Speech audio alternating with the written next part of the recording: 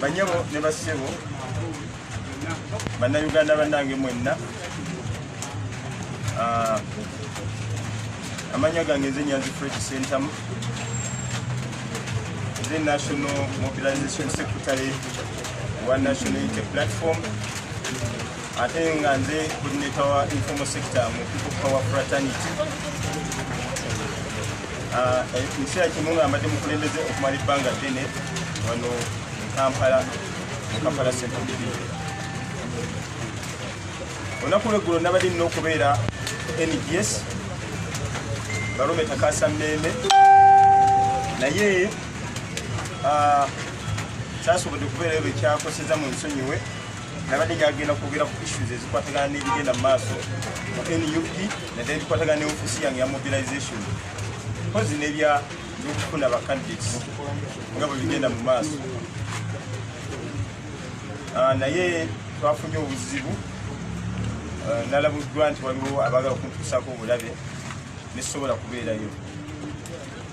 Embeera gye tutambuliramu si nyangu wano mu kintu kino ekyokwagala okugyawo Pulezidenti Museveni mu buyinza n'okutuusa obukulembeze si nyangu n'akamu. Tulina obuzibu obw'omunda n'obuzibu obw'ebweru. Naye olwaleero nsazeewo nzije njogere ku nsonga ezimu. You see, sometimes when you don't publish, you may perish. Otayogera ebintu ebimu n'osirika nnyo ate oyinza okufa n'oggwawo nga tebamanyi nakyaliwo tebamanyi nakigenda mu maaso.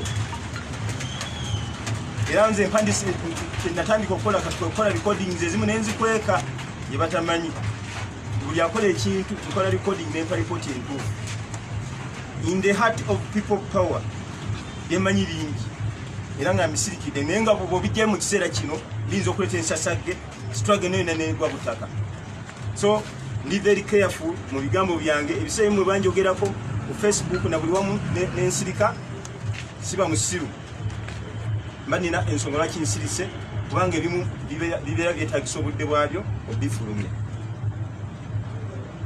Nsaba mbategeeze ekintu kimu bannayuganda mwenna abettanidde enkyukakyuka naddala mu abali mu People Power abalwana. Omuntu yenna nga ayagala okuzoganya struggle yaffe eno akuba abantu abalinanye Kyagulanyi obba kuboggoloza obbajjawo obbonoono bateekako enziro eya buli kika.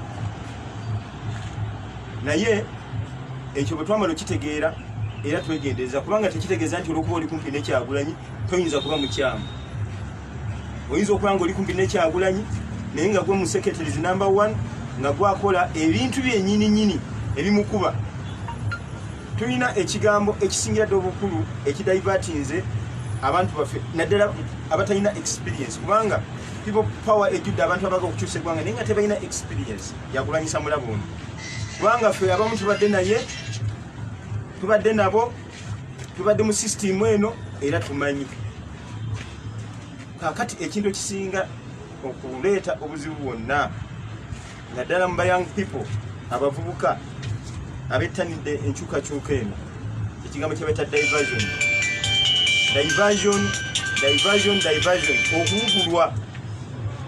okuwugulwa n'ebigambo ne mutamala kubisengejja ne mugenda mugenzi nabyo mu maaso mujja kwekanga nga tutomedde nnyo. Ekisooka kye bakozesa kulya ssente kituufu abantu abamu balya ssente ne batandika okukyusa olulimi ne boogera bye boogera ne bakyuka ne bagenda. Abalala ne babawaayiriza ekigambo kulya ssente kati bakireetaku mu musajja nga Nyanzi oba owugudde ettundutundu ku struggle. Sigambye nti struggle yonna naye ettundutundu ku struggle oba oliwugudde. Kati abantu abalina trust mu musajja nga Nyanzi bonna oba bamenye emitima eyandisituse okutambula ayavula bwavuze eyandisituse okwavula yeebaka bwebasi ebintu byonna nebikola ki ne biyimirira.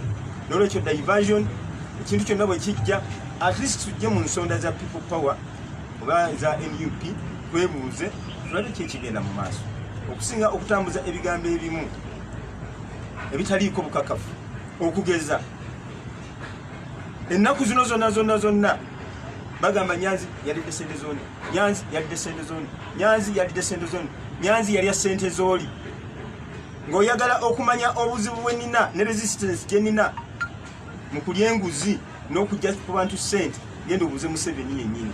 Omubuuze mu bantu agezezaako okutuukirira okumuwa sente mu people power ani asinze okuba omuzibu, ajja kubuulirayo erinnya lino. Abantu bangi nnyo Museveni ne banne bagezezaako nnyo okukola kye basobola okugula omusajja we bayita Nyanzi n'omujja ku mulamu naye yalema. Kakati nemese Museveni okumpa obusente ate nzijjamu bawagizi abanaku abavayo kugenda mu struggle eno, ekyo kikafuwe. Wabula abantu aboogera ebigambo ebyo ndowooza baveeyo baleete evidence. I want evidence. Name wait. Omuntu yali atuukiridde Nyanzi tuno Nyanzi ayagala sente. Already am a rich man. Ne byempaddeyo mbiwaddeyo. Wonna ebintu byaffe byonna twabiteeka mu struggle. Kakati ate ojje kubuulwa ku bantu olina okuteekamu ate obajjemu. So ekyo ekigambo kya sente twagala evidence, ng'omukulembeze waffe yabagamba twagala evidence abantu bajjako sente zaabwe. Ekyokubiri, abantu abakozesa erinnya lya Nyanzi eyo nti antumye bweziti oba bweziti, please mukeme omuntu yenna abanonye sente nga bajjako sente, mumuarestinge mumuleete oba mulimbe mumutuse wendi. Otherwise I have not seen any evidence. Ekwatagana n'ekigambo kujja ku sente ku bantu. Ebintu byonna bye tukola tubikola ku bw'obulungi. In fact tulina kuteekamu omuntu yenna ayina evidence agireeta. So ekyo ekigambo nakyo nkimaze. Nsaba mbategeeze bannange abantu baffe abawagira National Unity Platform bammemba mwenna, tuli mu kiseera ekizibu ennyo ekitwetagisa okutuuka buli nsonda ya ggwanga okukola mobilization. Bwema netise ettogero ly'amazzi ate nga tambuza ndireeta gye muli, ate bwonkuba enteega oba ottidde abantu abalala bonna nga tundaba kuteeka kintu ku social media, please consult. Kati mu kiseera kino tugenda mu mobilization, sitwagala tusange bulabe mu bawagizi baffe ate abandi badde babudaabuda embeera y'okutambuza ekintu kino. Tulina okutambuza message eno. Olwedde mujjukira nomination papers za Honorable Kyagulanyi zatandika okutambula. Twebaza districts nga ezigwa mu Buganda region abakoze submission. Katugenda kugenda mu Eastern region, ngenda kutambula ne timu yange era mujja tulaba nga tutuukirira abantu baffe okujjayo empapula ezo ezatambula edda. Okuba nti sobabawo okubuzaabuza kwonna, twetaaga emikono egiwerera ddala obulungi egiri authentic, kubanga mu nomination abasajja bamanyi okubuzaabuza ne batandika okusazaamu emikono gyaffe. Mujjukira gy'oli abalamu, kino sobola butakyogerako era njja okuweereza message eri poliisi nti nze nga Nyanzi nga ntandikirwako siri mu mativu nange eri poliisi gyekuttemu musango gwa Sipapa ne banne abajja ne bakuba wana amasasi. Siri mu mativu. Ensasage yali wano, yaliwo wiiki emu n'ekitundu emabega. Twagezaako okulaga obutali mu mativu bwaffe, ne bakwata abaana baffe ne babasiba. Situmanyi lwaki tebakwata Sipapa. Poliisi ya Uganda musaliddewo dda okubeera abagwagwa, okuddira emmundu ez'abawi b'omusolo eziva mu ssente z'abawi b'omusolo ne muzikozesanga ebintuntu omutali. Mujjukira bulungi nnyo gavumenti nnamba yakwata emmundu nezitwala mu rumu Kyagulanyi mwe yali mu Arua ne bazimusibako nti yabadde nazo. Poliisi ya Uganda ne uniform yaayo yaliwo. Emundu ne bazijjayo okuvako olusitumanya nga kikwatagana na mundu ezo ziri luddawa. Era bazijjayo mu custody okujja ozikozesa blackmail eyo zaddawa. Kiki ekikwata ku mundu ezo?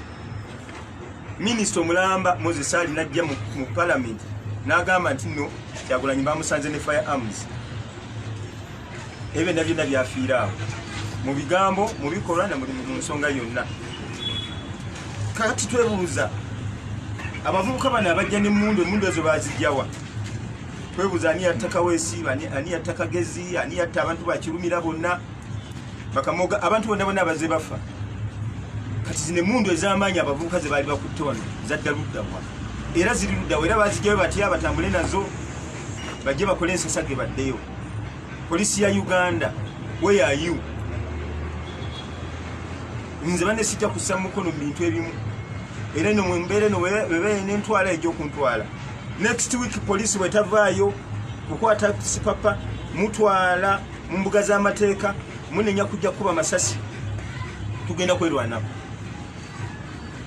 batugamba olw'enkola n'ebifo n'ebitongole gye tulina okugenda buli gye tugenda batubuzaabuza n'abantu bennyini baali bakubya amasasi olwo tebavangayo okukola statement kubanga olwagenda okukola statement babagoba bwe twakola ensasage wano mulundi ogwasooka bajja ne bapima ne babula okupima si kwe ku arrestinga omuntu omumenyi w'amateeka si papa mukwano gwa President Museveni buli kiseera mbalaba babeera mu bifaananyi Museveni yennyini yatuma si papa okujja okukola efujja eno ekitiibwa ky'obwa president kikyaliwo ne baddako omulundi ogulala ne bajja kuba amasasi ku geeti kabula katono omusirikale waffe omukuumi afe gadi waffe afe kubanga essasi lyamuyita poliisi kati ebibikolwa bwe bityo mulowooza abantu bebaneko batya mugamba kwokya bipiira mugamba kola kati singa twaziika omuntu nga bwe twaziika Rita Nabukenya nga bwe twaziika Dani Kyeyune nga bwe twaziika Yasini Kawuma n'abalala abafa nga situtegedde ne be muyina mu safe houses nsaba poliisi eveeyo bwe takwasaganya nsonga eyo mangu tuli beeraliikirivu twagala tuwulire nga waliwo amateeka agakola bannyabo ne bassebo twagala tuwulire nga waliwo amateeka agateekebwa mu nkola twagala tuwulire okuva omukulu wa poliisi ng'agamba nti nno abantu abajja okukuba amasasi mu kifo kyaffe kino bakikola mu bukyamu era bakwatibwe batwalibwe mu mbuga z'amateeka n'ebigambo ebyo okujjako nga n'ebibuuzo okuva mu social media team yaffe mbasaba bannange abalina access ku bantu social media and everywhere mugezeeko okutereza amanya gaffe kubanga ebiseera ebisinga Nyanzi bwavayo n'atereza ekintu obanga ayongera okisajjula abantu baffe wano bali diverted n'ebizibu ebifaananako bwe bityo naye mu kiseera kyekimu njagala mbategeeze nga mba waggulu nti obulamu bwaffe mumanye nti buli mu matigga oyinza okulooza nti obulabe bugenda kuva bweru yokka nga ne munda wennyini wooli waliwo obulabe tuwuliziganya nga ne munda yennyini waliwo obulabe ne beefuula abagamba nti okoze kino ne bakuteekako ebintu ebikyamu abantu ababo bennyininyini bakwekisa ekyutingire so ekyo nakyo weekiri naye nsaba bannayuganda babeere bagumu ekupa eri very strong eyongera kubeera strong ebikola byonna ebikolebwa abalabe baffe bya butiitiizi ate nze mmanyi we tubakwata kati mwe mulinde we tugenda mu maaso awo tumaze okuyitamu eno embeera gye balowooza nti tetujja giyitamu y'abakandidate tumaze ogiyitamu kubanga balaba nti balowooza nti bajja kweyambisa amaanyi ge tulina ate tukuba eno embeera tugenda giyitamu y'abakandidates ate tugende ku mbeera endala ey'okulowooza kukuuma akalulu n'okukagaadinga ate era tuyingire ne mu ndowooza yaabwe gye baagala okukappisa baagala okukosa National Electoral Commission yaffe okukyankalanya akalulu ako nga bayita mu kulupya n'okutaataganya National Register ekyo nekyo tukyetegekedde baagala okweyambisa register eyo okubeera nga batutaataganya ebibiina byonna tubimanyi nzikiriza enkomaawo okujjako nga waliyo ebibuuzo byogereko mwebali nnyo mwebali ddala Chair neyanziza kumpa mukusabula kirungi ensonga zaali bakwogerako nti obadde oliya ku bantu sente ozitangaziza bulungi ensi yonna nezimanya naye twandyagadde okumanya lwaki erinnya lya Nyanzi liwulikise nnyo mu kaseera kano ak'okusunsula bacandidates nga bagamba mbu ogezaako nnyo n'okuinfluensinga abali ku kakiiko akalina okukola omulimu ogwo okuteekako abantu ebyo b'oyagala bye bandibadde bagenda ojja kwesanga obanga bye bimu kubadde birowoozesa nti Nyanzi ayiwawo omubiri ku lw'abantu be kuba yamekete Nyanzi ntayiwawo omubiri ku lw'abantu be kakati kijja kuddamu kibuuzo kuki ekisooka engeri gye tuli live ekisooka omuti oguliko emiyembe gwe gufa enkonyogo mu kukola ebintu ebingi ennyo abantu bangi nnyo bagezaako kunkonsultinga neŋŋaana nga njagala system gye twateekawo ekole era system eyo yekoze nze siri ku election management committee nze ndi mu mobilization okunga abantu nabba amaanyi abagala okwesimba bakole ki esimbewo wabula nga bwe mbagambye nti first of all ndi mu constituency we nesimbye awazibwa ennyo awasibuka blackmail omuntu gwe nesimbye naye ye musajja kabaka wa blackmail ku social media n'okuteeka mu bantu ssente okujja okubeera nga bazoganya ekyokubiri resistance gye nateekawo mu kintu ky'obutagulira nakusasula busente mu bantu yandeetako obuzibu ebola mbabuuza evidence teriwo so ekyo tokyewuunya okuba nti Nyanzi ali mu bintu erinnya lye livaayo naye nze sina okujjako ntulako executive board ebadde ereeta complaints ne petitions zetwatulamu okulaba nga tukola ki nga tutereeza okusorting out ensonga ezimu ate naye natulayo olunaku lumu kubanga era saganya okwapiyaringa mu bintu bino so ekyo kiva mu bantu era nemabega yonna nga sina bagenda mu bino erinnya libadde liwulikika nnyo kubanga mbadde ndezisitinga n'ebintu byendizisitinga byebagala okuyisaawo byesikkiriziganya nabyo nga bikuba Kyagulanyi butereevu bwentu wesobola okuddamu Chair, tugenda kukola tutya amannya Makumedia tugenda kukola tutya okuzza emitima gy'abantu kubanga ngaffe ab'amawulire tutandise okutta ebibuuzo bye tutamanyi era ebimu bwe bijja tubisindika busindisi wuwo oba obisoma oba tobisoma kubanga ebimu tulaba nga bituyinze abantu abasinga bagamba lwaki Nyanzi olw'okuba muganda wa Nyanzi yasobola okukola emivuyo muganda wa Kyagulanyi lwaki yakola emivuyo gino ebintu bya kika ebyo bye bibuuzo ebimu ebijja nti lwaki gwe owulikika nnyo ate ng'oli muganda we ebintu bya kika era Nyanzi ebyaddala ng'amukulu bw'egire bw'agambye nti chairman olya ku baana ssente kati waliwo kiddidemu n'otugamba nti abalina evidence so ekyo tugenda tuyamba nga n'abatulaba oli live abalina evidence basituweeko kopi nga ffe ab'amawulire tuzisindikire mukulu Nyanzi kubanga bayinza okukutya ssebo okukola ki ebibuuzo ebimu byebyo mukama wange lwaki mube nti ebintu bya kika nakiri ekyokubiri ssebo omanyi ekintu kya famire kiri emirundi ebiri kikola nti bakika lyakika nga muli muyinza naye nga mulwana olutalo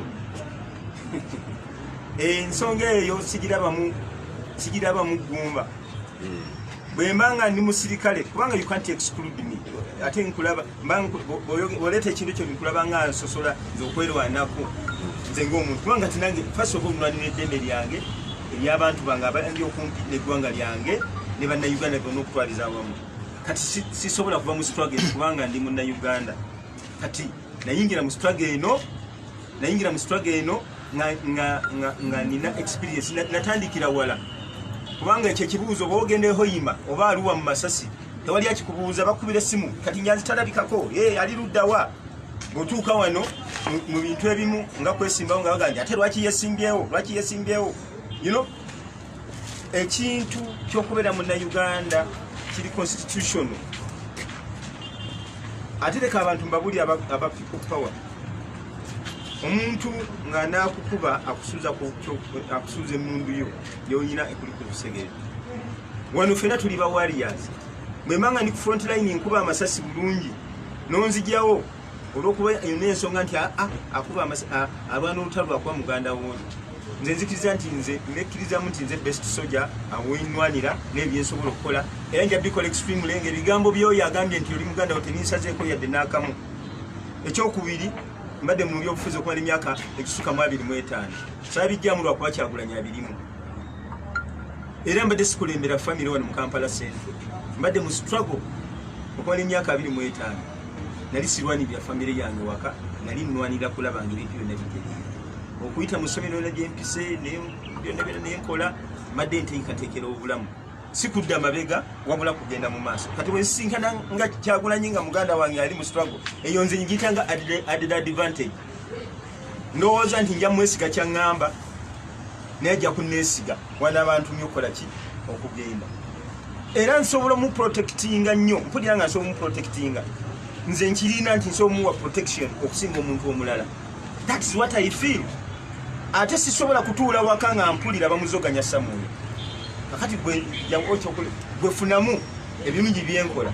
Sunsula ebirungi byenkola n'ebibi obiteeke ku minzaani. Ompo omukisa yange nsabike eggwanga lyange. N'olwekyo abo abantu abagezaako okuleeta ekintu ekyo bantu bakyamu nnyo mu kiseera kino ekyakazigizigi nga tugenda mu elections. Siyinza kusula wansi experience gye nina ya Museveni kubba kalulu.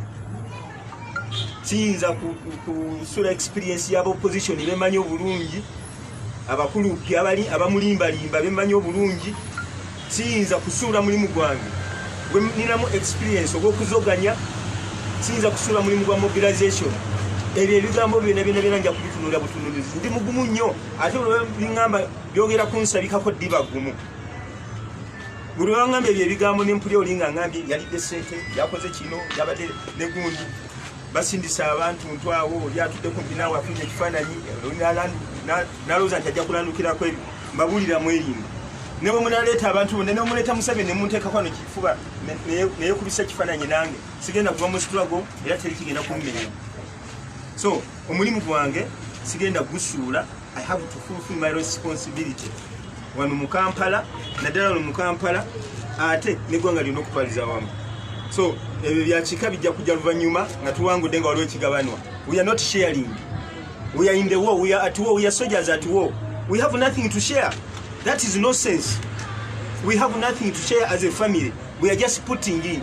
We are just putting in. So bwemanga nina ekifo kyange nsobola kiwaayo kikizimbe kikyo kyonna kyonna kibawadde mu kikose mu struggle.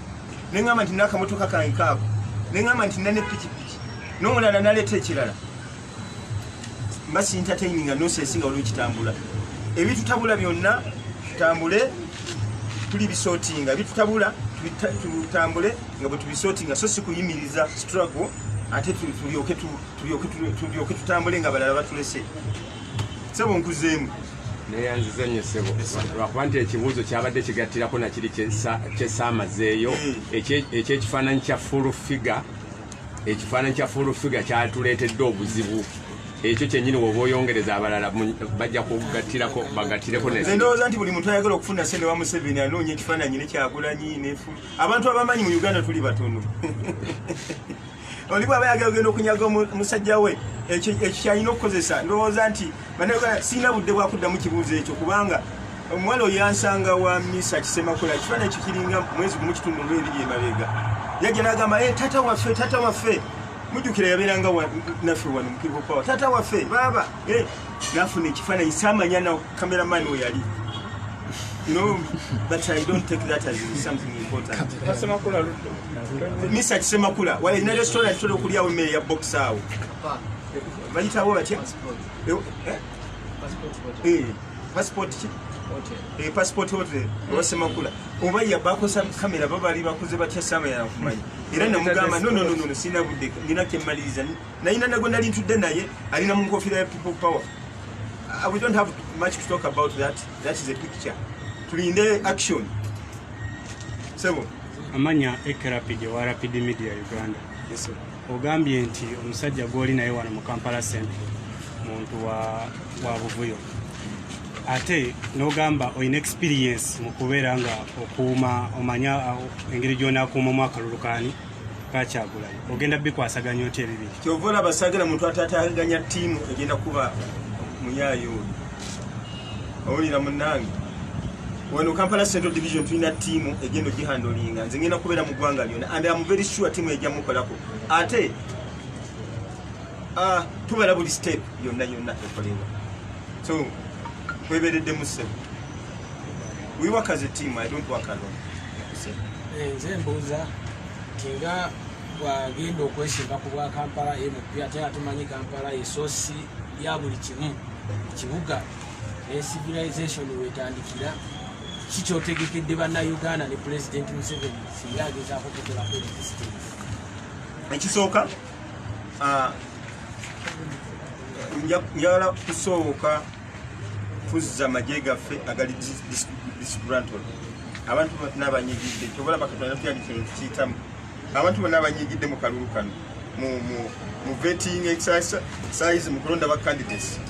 Twagala kukola nteekateeka ebaza obujja kubanga okulembeze teguggwayo ne mu structure ya party twetaaga okulembeze ne gye tugenda ate tetulina sure abantu balekerawo okulwanira ebintu bino era ndi mukuddamu tetuli sure nti nayo tunaatuukayo eyo mu kulonda LC3 fe twagala buyinza in case nga bakutte ku boxi yaffe kati tuli mu kulwanirira president ebyonna byonna tulinga babastaging yeeyo okubeera nga muli mu bifo gye muli muzoganye waliwo basajja bafe abatesimbyewo n'abo abatayise mumbagala nnyo era tugenda kukuŋŋaana kubanga tulina omulimu ogw'okukola ogusingako awo eyo tuyinza n'obutatuukayo bino ekya president bwe kitatereera biri byonna biba byabwereere so tulina enteekateeka nga Kampala okuba nti no kubanga ffe wano babba akalunzi sijja kukkiriza Museveni kufugawo wano nga babbi akalulu that is nga akalulu bakakuttemu bannange mupandoza katukomaawo ebyekirala mwebale nnyo mwebalire ddala nzakanyinde n'omune basojja baffe olutalo nga luwedde tuliyambale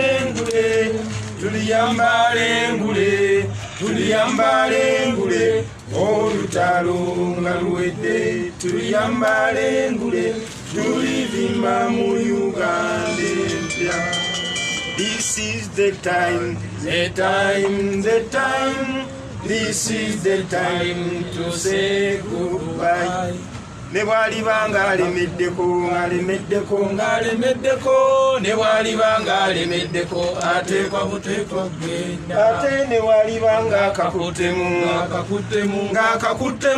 ne bw'aliba akakuttemu, ateekwa buteekwa kugenda.